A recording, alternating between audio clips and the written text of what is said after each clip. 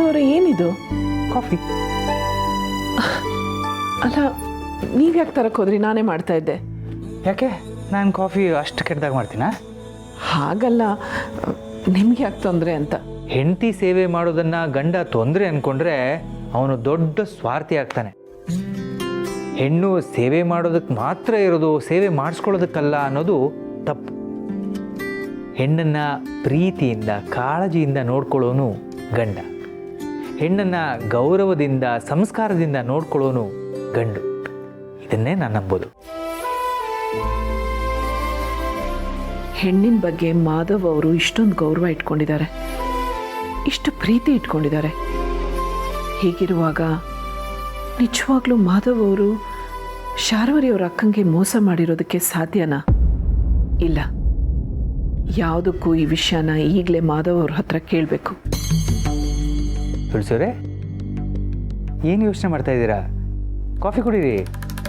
ಮಾಧವ್ ಅವರೇ, ನೀವು ಕಾಲೇಜಲ್ಲಿ ಯಾರನ್ನಾದರೂ ಲವ್ ಮಾಡ್ತಾ ಇದ್ರಾ?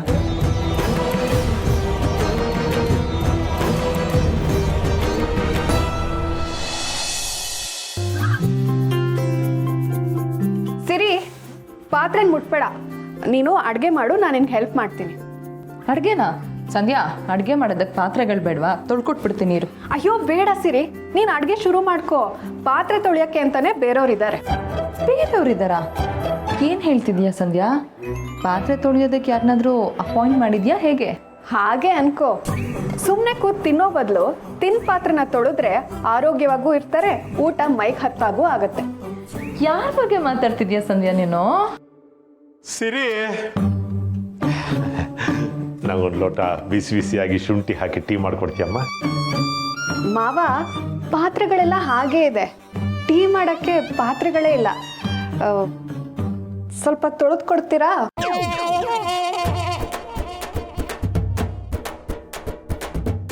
ಸೊಸೆ ಮುದ್ದು ಹೇಳ್ತಿದ್ದಾಳೆ ಅಂದರೆ ಇದರಲ್ಲಿ ಏನೋ ವಿಷಯ ಇದೆ ಅಂತಾನೆ ಅರ್ಥ. ನಾನೀಗ ಪಾತ್ರೆಗಳನ್ನು ತೊಳೆದ್ರೆ ಮನೆಯವ್ರ ಮುಂದೆ ಒಳ್ಳೆಯವನಾಗಬಹುದು. ಅಯ್ಯೋ, ಅವ್ರ ಪಾತ್ರೆ ತೊಳೆಯೋದ ಬೇಡ ಸಂಧ್ಯಾ. ಯಾಕಮ್ಮ ಬೇಡ? ಅಲ್ಲ, ನಾವು ತಿಂದಿರೋ ಪಾತ್ರೆಗಳನ್ನ ನಾವು ತೊಳೆಯೋದ್ರಲ್ಲಿ ತಪ್ಪೇನಿದೆ? ನೋಡ್ತಾ ಇರೋ, ಫಳ ಫಳ ಫಳ ಫಳ ಫಳ ಫಳ ಅಂತ ಹೊಳಿಬೇಕು. ಹಾಗೆ ತೊಳಿತೀನಿ. ಬನ್ನಿ ನೀವಿಬ್ರು ಈ ಕಡೆ. ಹೋಗಿ ಹೋಗಿ ಹೋಗಿ. ಅಂಕಲ್, ಇದೆಲ್ಲ ಏನು ಬೇಡ ಬಿಡಿ ಅಂಕಲ್, ನಾನೇ ಪಾತ್ರೆ ತೊಳಿತೀನಿ, ನೀವು ಬನ್ನಿ ಈ ಕಡೆ. ಸಿರಿ, ನಿನ್ಗೆ ಹುಷಾರಿಲ್ಲ ಅಂದ್ರೂ ಯಾಕೆ ರಿಸ್ಕ್ ತಗೊಳ್ತಿದ್ಯಾ? ಮಾವ ಯಾವಾಗಲೂ ಈ ಮನೆಯವ್ರಿಗೆ ಒಳ್ಳೇದನ್ನೇ ಬಯಸ್ತಾರೆ. ಅಂಥದ್ರಲ್ಲಿ ಈ ಪಾತ್ರೆಗಳನ್ನ ತೊಳಿಯಲ್ವಾ? ನಾನಿರುವಾಗ ನೀವು ಯಾಕೆ ಯೋಚನೆ ಮಾಡ್ತೀರಿ? ಹಾಯಾಗಿ ಕುಳಿತೀರಿ ನೀವು ರಾಣಿಯರ ಹಾಗೆ, ಮಹಾರಾಣಿಯರ ಹಾಗೆ. ಆಯಾಸ ಪಡೆದಿರಿ ನೀವು ನೋಡುತ್ತಾ ಹೀಗೆ. ಹೋಗಿ ಹೋಗಿ. ಸಿರಿ, ನೀನ್ ಬಾ. ಅವರೇ ಖುಷಿ ಖುಷಿಯಿಂದ ಪಾತ್ರೆ ತೊಳಿತಿದ್ದಾರೆ. ಬಾ ನೀನು.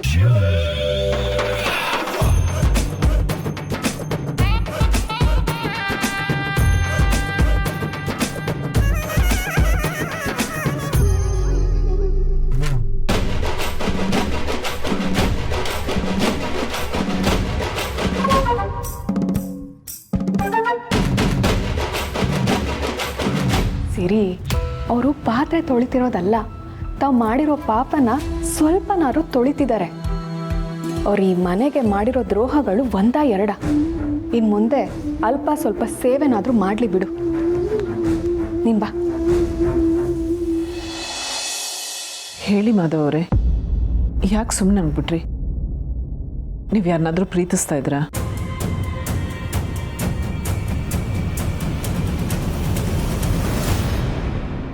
ಹೌದು, ಪ್ರೀತಿ.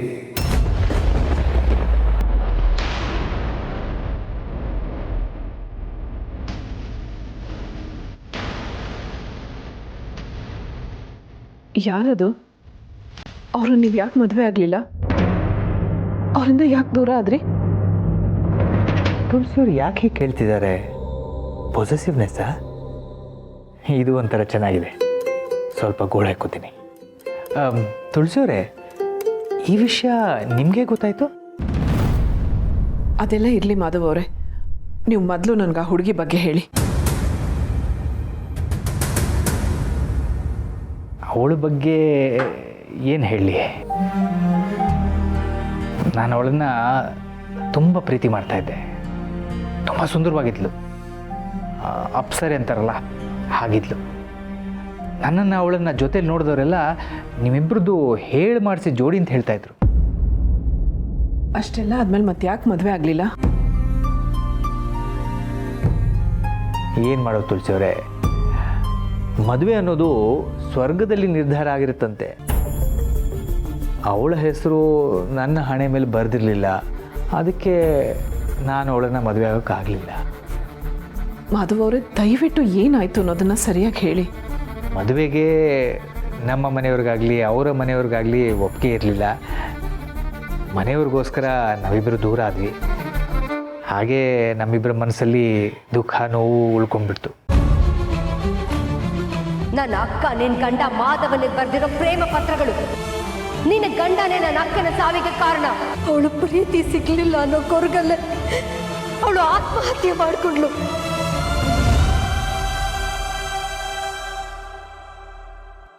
ಓಹೋ, ತುಳಸಿಯವರು ನನ್ನ ಮೇಲೆ ತುಂಬ ಪೊಸೆಸಿವ್ ಆಗಿದ್ದಾರೆ ಅಂತಾಯಿತು. ಈ ಪೊಸೆಸಿವ್ನೆಸ್ನಲ್ಲಿರೋ ಪ್ರೀತಿ ಎಲ್ಲ ಚೆನ್ನಾಗಿರುತ್ತೆ. ತುಳಸಿಯವರನ್ನು ಹೀಗೆ ಯಾವತ್ತೂ ನೋಡಿರಲಿಲ್ಲ. ಇನ್ನೊಂದು ಸ್ವಲ್ಪ ಹೊತ್ತು ಇದನ್ನೇ ಕಂಟಿನ್ಯೂ ಮಾಡೋಣ. ಮಾಧವ್ ಅವರೇ, ನೀವು ಮತ್ತೆ ಆ ಹುಡುಗಿನ ಭೇಟಿ ಮಾಡಲಿಲ್ವಾ? ಅವಳ ಬಗ್ಗೆ ಎಲ್ಲೂ ವಿಚಾರಿಸ್ಲಿಲ್ವಾ? ಈಗ ಆ ಹುಡುಗಿ ಎಲ್ಲಿದ್ದಾಳೆ ಅಂತಲೂ ಗೊತ್ತಿಲ್ವಾ?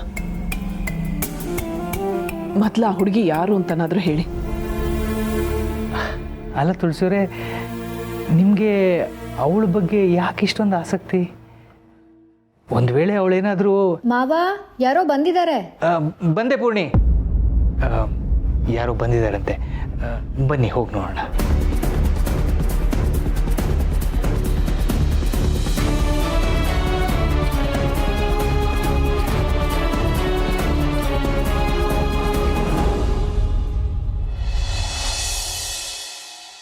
ಸಮರ್, ಇಷ್ಟೊತ್ತಾದ್ರೂ ಇನ್ನೂ ಎದ್ದಿಲ್ವಲ್ಲೋ? ಕೆಲ್ಸಕ್ಕೆ ಹೋಗಲ್ವಾ ಇವತ್ತು? ಬೇಗ ಹೇಳು, ಲೇಟ್ ಆಗಿದೆ. ಇಷ್ಟು ಲೇಟ್ ಆಗಿದ್ದಿಲ್ಲ ಸಿರಿ, ಬೇಗ ಎಪ್ಸೋದಲ್ವಾ?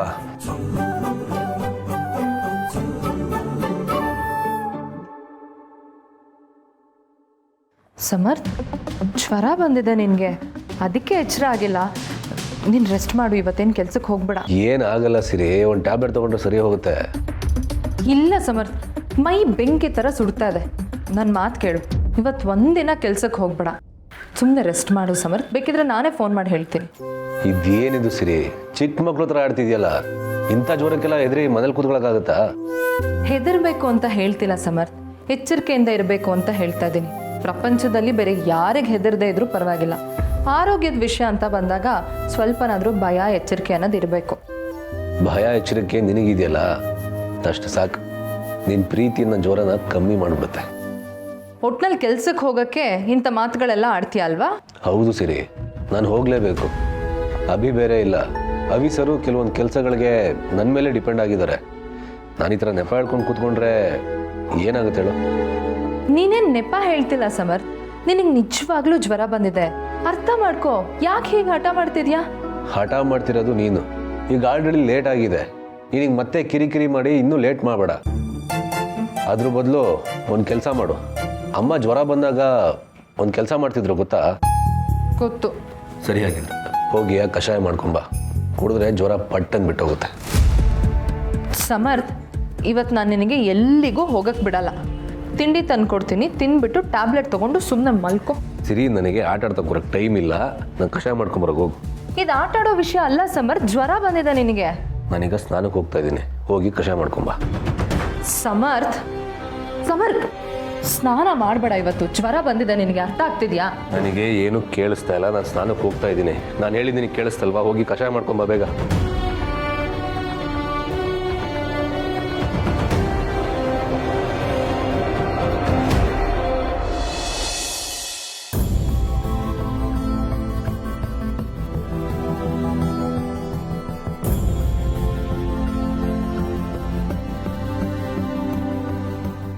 ನಾನು ನಿಮ್ಮಿಬ್ಬರ ಹತ್ರ ಕೆಫೆಗೆ ಬಂದೇ ಮಾತಾಡ್ಬೋದಿತ್ತು. ಆದರೆ ಅಲ್ಲಿ 10 ಜನರ ಮುಂದೆ ನಿಮಗೆ ಅವಮಾನ ಆಗೋದು ಬೇಡ ಅಂತ ಇಲ್ಲಿ ಕರೆಸ್ಕೊಂಡಿದ್ದೆ. ವಿನೋದ್, ನಿನಗೆ ಮದುವೆ ಆಗಿದೆಯಲ್ವಾ? ಮದುವೆ ಆಗಿದ್ದರೂ ಕೂಡ ಈ ಹುಡುಗಿ ಜೊತೆ ಸಂಬಂಧ ಇಟ್ಕೊಳ್ಳೋದು ತಪ್ಪಲ್ವಾ? ನಿಮ್ಮಿಬ್ಬರ ಬಗ್ಗೆ ಕೆಫೆಯಲ್ಲಿ ಎಷ್ಟು ಕೆಟ್ಟದಾಗಿ ಮಾತಾಡ್ಕೋತಿದ್ದಾರೆ ಅನ್ನೋದು ಗೊತ್ತಿದೆ ನಿಮಗೆ? ಅಲ್ಲ, ಇದು ನಿಮ್ಮಿಬ್ಬರ ಪರ್ಸ್ನಲ್ ವಿಷಯ ಇರ್ಬೋದು, ಆದರೆ ಈ ವಿಷಯದ ಬಗ್ಗೆ ಆಗ್ತಿರೋ ಗಲಾಟೆಗಳು, ಕೆಫೆಯಲ್ಲಿ ನಡೀತಿರೋ ಮಾತುಕತೆಗಳು ನನ್ನ ಗಮನಕ್ಕೆ ಬಂದಿದೆ. ನೋಡಿ, ನಾನು ನಿಮಗೆ ಕೆಲಸ ಕೊಟ್ಟಿದ್ದೀನಿ ಅನ್ನೋ ಅಧಿಕಾರದಿಂದ ಈ ಮಾತನ್ನು ಹೇಳ್ತಿಲ್ಲ. ನಿಮಗೆ ಒಬ್ಬ ಹಿರಿಯ ಅಣ್ಣನಾಗಿ ಈ ಮಾತುಗಳನ್ನು ಹೇಳ್ತಾ ಇದ್ದೀನಿ. ನಾಳೆ ದಿನ ನಿಮ್ಮ ಫ್ಯಾಮ್ಲಿಗೆ ಈ ವಿಷಯ ಗೊತ್ತಾದರೆ ಅವ್ರು ಎಷ್ಟು ನೊಂದ್ಕೋಬೋದು ಅನ್ನೋ ಪರಿಜ್ಞಾನ ಇದೆಯಾ ನಿಮಗೆ? ರಶ್ಮಿ, ನೀನು ಇವನಿಗೆ ಈಗಾಗಲೇ ಮದುವೆ ಆಗಿದೆ ಅನ್ನೋದು ಗೊತ್ತಿದ್ದು ನೀನು ಇವನ ಜೊತೆ ಸುತ್ತಾಡ್ತಿದ್ಯಾ? ನಿನಗೇನು ಹೇಳಿ? ನಿನ್ನ ಮನಸ್ಸಲ್ಲಿ ಇವನ ಬಗ್ಗೆ ಇರೋ ಭಾವನೆಗಳು ಸರಿನೋ ತಪ್ಪೋ ನಾನು ಅದ್ರ ಬಗ್ಗೆ ಮಾತಾಡ್ತಿಲ್ಲ. ಆದರೆ ನಿನ್ನಿಂದಾಗಿ ಇವನ ಹೆಂಡತಿ ಜೀವನ ಏನಾಗ್ಬೋದು ಅಂತ ನೀನು ಯೋಚನೆ ಮಾಡಿದ್ಯಾ? ಹೆಂಡತಿಯಾದವಳು ಗಂಡನನ್ನೇ ದೈವ ಅಂದ್ಕೊಂಡಿರ್ತಾಳೆ. ಅವನು ಆಚೆಗೆ ಹೋಗಿ ಮನೆಗೆ ಬರೋವರೆಗೂ ಅವನ ಬಗ್ಗೆನೇ ಯೋಚಿಸ್ತಿರ್ತಾಳೆ.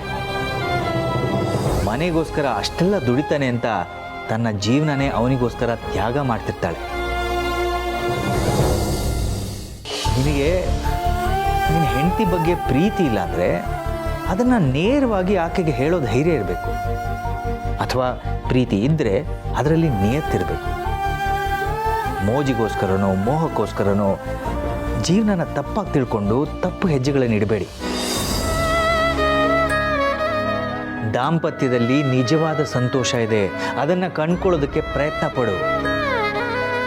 ಸಂಸಾರ ಅನ್ನೋದು ಒಂದು ತಪಸ್ಸಿನ ಹಾಗೆ. ಅದನ್ನು ನೀನು ತಪಸ್ಸಿನ ಹಾಗೆ ಬೇರೆ ಕಡೆ ಗಮನ ಕೊಡದೆ ನಡೆಸಿದ್ರೆ ಆ ತಪಸ್ಸು ನಿನಗೆ ಖಂಡಿತವಾಗಿ ವರ ಕೊಡುತ್ತೆ. ನಿನ್ನ ಜೀವನ ಪೂರ್ತಿ ಆನಂದವಾಗಿ ಇರೋ ಹಾಗೆ ಮಾಡುತ್ತೆ. ನಿಮ್ಮಿಬ್ಬರ ಮಧ್ಯೆ ಇರೋ ಸಂಬಂಧಕ್ಕೆ ಪ್ರೀತಿ ಅನ್ನೋ ಹೆಸರು ಕಟ್ಟಬೇಡಿ. ಹಾಗೆಯೇ ನಿಜವಾದ ಪ್ರೀತಿಗೆ ಮೋಸ ಮಾಡಬೇಡಿ. ನಾನು ಹೇಳಿದ್ದು ನಿಮ್ಗೆ ಅರ್ಥ ಆಗಿದೆ ಅಂದ್ಕೊಂಡಿದ್ದೀನಿ. ಅರ್ಥ ಆಗಿದ್ದರೆ ತಿದ್ಕೊಳ್ಳಿ, ಇಲ್ಲಾಂದರೆ ಒಂದಲ್ಲ ಒಂದಿನ ಪಶ್ಚಾತ್ತಾಪ ಪಡ್ತೀರ. ಒಳ್ಳೆ ನಡತೆ ಇರೋರು ನನ್ನ ಕೆಫೆಯಲ್ಲಿದ್ದರೆ ನನಗಿಷ್ಟ ಆಗುತ್ತೆ. ಒಳ್ಳೆ ನಡತೆ ಇಲ್ದಿರೋರು ನನ್ನ ಕೆಫೆಯಿಂದ ದೂರ ನಡೆದ್ಬಿಡಿ. ನೀವಿನ್ನು ಹೊರಡ್ಬೋದು. ಸಂಬಂಧಗಳಿಗೆ ಬೆಲೆ ಇದೆ, ಆದರೆ ಅಕ್ರಮ ಸಂಬಂಧಗಳಿಗಲ್ಲ. ವಿನೋದ್, ಬೇರೆ ಯಾವುದೇ ಭಾವನೆಗಳಿದ್ರೂ ನಿನ್ನಿಂದ ಈ ಹೆಣ್ಣಿಗೆ ಮೋಸ ಆಗಬಾರ್ದು. ಮನೆಯಲ್ಲಿ ಕಾಯ್ತಿರೋ ಆ ಹೆಣ್ಣಿಗೂ ಮೋಸ ಆಗಬಾರ್ದು. ಸರಿ, ನೀವೇನು ಹೊರಡಿ. Sorry sir.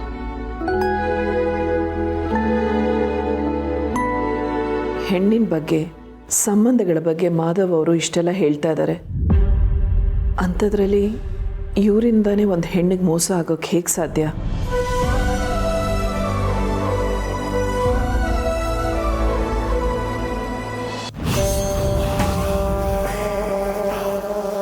ಅಕ್ಕ,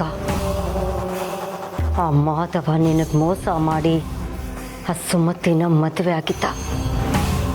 ಅದರಿಂದ ನಿನ್ನ ಜೀವನ ಹಾಳಾಯ್ತು, ಜೀವನೂ ಹೋಯ್ತು. ಆ ಕೋಪಕ್ಕೆ ಆ ಸುಮತಿನ ನಾನು ಕೊಂದುಬಿಟ್ಟೆ. ಅವನಿಂದ ಅವನ ಮಕ್ಕಳು ಹತ್ರ ಇದ್ರು ದೂರ ಇರೋ ಹಾಗೆ ಮಾಡಿದೆ. ಅವನ ನೆಮ್ಮದಿನ ಕಿತ್ಕೊಂಡೆ. ಆದ್ರೀಗ ಅವನ 2ನೇ ಹೆಂಡತಿಯಿಂದ ಅಂದರೆ ಆ ತುಳಸಿಯಿಂದ ಅವನ ನೆಮ್ಮದಿ ಸಂತೋಷ ಎಲ್ಲ ಮತ್ತೆ ವಾಪಸ್ ಸಿಗೋ ಹಾಗಾಯ್ತು.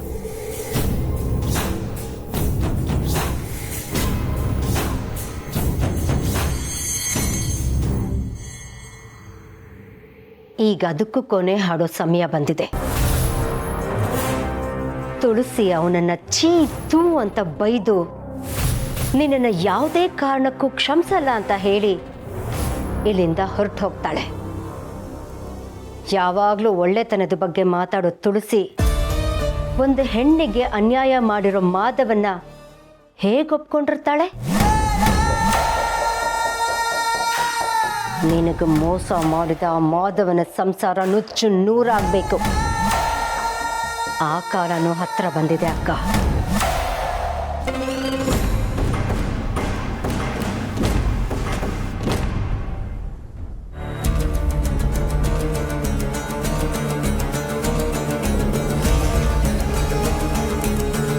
ಏನಾಗಿದೆ ನಿಂಗೆ?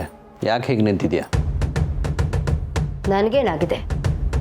ಹೆಣ್ಣಾದವಳು ಕನ್ನಡಿ ಮುಂದೆ ನಿಂತ್ಕೊಳ್ಳೋದೇ ತಪ್ಪ?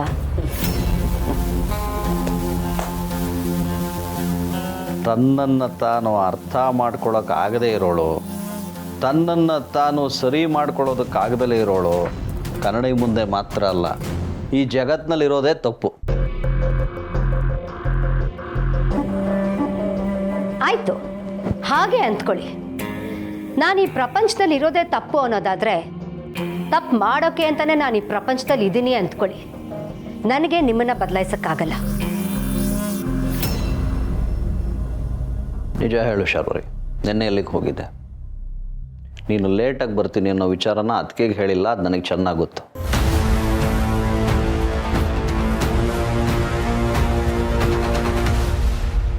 ಏನು, ನಾನು ತುಳಸಿ ಅವ್ರಿಗೆ ಹೇಳಲಿಲ್ವಾ? ಅದು ನಿಮಗೆ ಹೇಗೆ ಗೊತ್ತು? ನೀವು ಅವರನ್ನು ಕೇಳಿದ್ರಾ? ನಿಮ್ಗೇನಾದರೂ ನನ್ನ ಮೇಲೆ ಅನುಮಾನ ಇದ್ದಿದ್ರೆ ತುಳಸಿ ಅವ್ರ ಮುಂದೆನೇ ಈ ವಿಷಯ ಕೇಳ್ಬೋದಾಗಿತ್ತಲ್ವಾ? ಕೇಳೋಣ ಅಂತಲೇ ಅಂದ್ಕೊಂಡೆ, ಆದರೆ ಅದಕ್ಕೆ ನಿನ್ನೆ ಯಾಕೆ ಅಪ್ಸೆಟ್ ಆಗಿದ್ರು. ಅವರು ನಿನ್ನನ್ನೇ ನೋಡ್ತಾ ಇದ್ರು. ನಿಜ ಹೇಳು, ನಿಮ್ಮಿಬ್ಬರ ಮಧ್ಯೆ ಏನಾದರೂ ನಡೀತಾ? ನೀನು ಅದಕ್ಕೆ ಏನಾದರೂ ಅಂದ್ಯಾ? ಇಂಥ ಅನುಮಾನಗಳು ನಿಮ್ಗೇನಾದರೂ ಇದ್ದರೆ ಹೋಗಿ ನಿಮ್ಮ ಅತ್ತಿಗೆನೇ ಕೇಳಿ.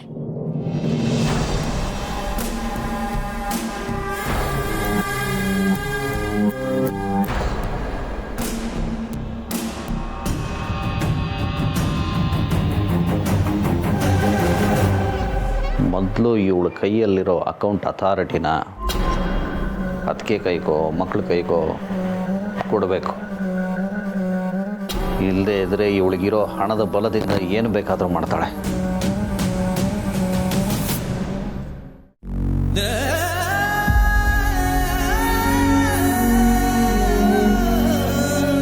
ನಿಮ್ಮಿಬ್ಬರ ಮಧ್ಯೆ ಇರೋ ಸಂಬಂಧಕ್ಕೆ ಪ್ರೀತಿ ಅನ್ನೋ ಹೆಸರು ಕಟ್ಟಬೇಡಿ. ಹಾಗೆಯೇ ನಿಜವಾದ ಪ್ರೀತಿಗೆ ಮೋಸ ಮಾಡಬೇಡಿ.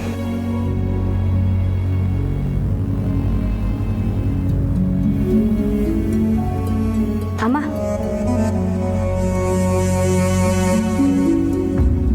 ಅಮ್ಮ, ನೀವು ಬಂದಿದ್ದೇ ಗೊತ್ತಾಗ್ಲಿಲ್ಲ. ಏನಾಯ್ತಮ್ಮ? ಯಾಕೆ ಮಂಗಾಗಿದ್ದೀರಾ? ಏನಾದರೂ ಇದ್ರೆ ನನ್ನ ಹತ್ರ ಹೇಳ್ಕೊಳ್ಳಿ.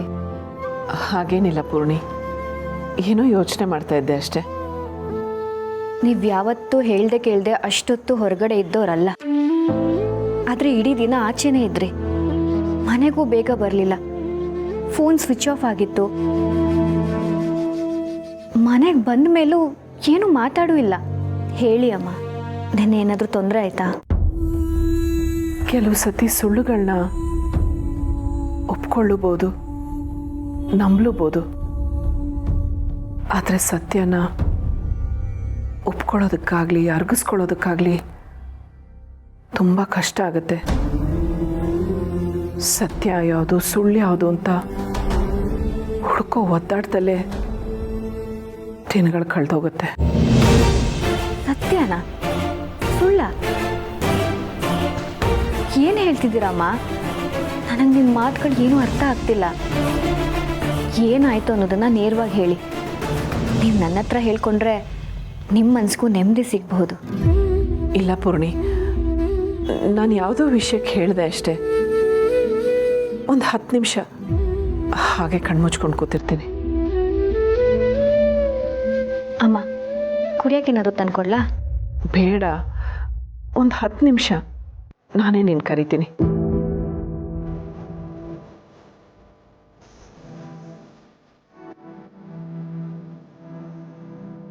ಅಮ್ಮ ಯಾಕೋ ಬೇಜಾರಲ್ಲಿದ್ದಾರೆ.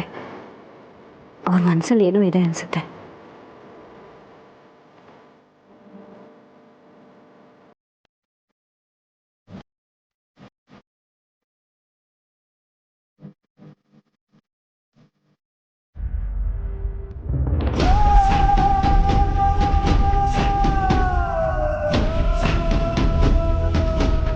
ಅಂದರೆ ತುಳಸಿ ನೆಮ್ಮದಿ ನಾಶ ಆಗಿದೆ ಅಂತಾಯ್ತು. ಇದೇ ಥರ ಮನೇಲಿ ಎಲ್ಲರೂ ನೆಮ್ಮದಿ ಕಳ್ಕೊತಾರೆ, ಇಡೀ ಮನೆ ಸರ್ವನಾಶ ಆಗುತ್ತೆ. ಆಗ ನಿನ್ನ ಆತ್ಮಕ್ಕೆ ಶಾಂತಿ ಸಿಗುತ್ತೆ ಅಕ್ಕ.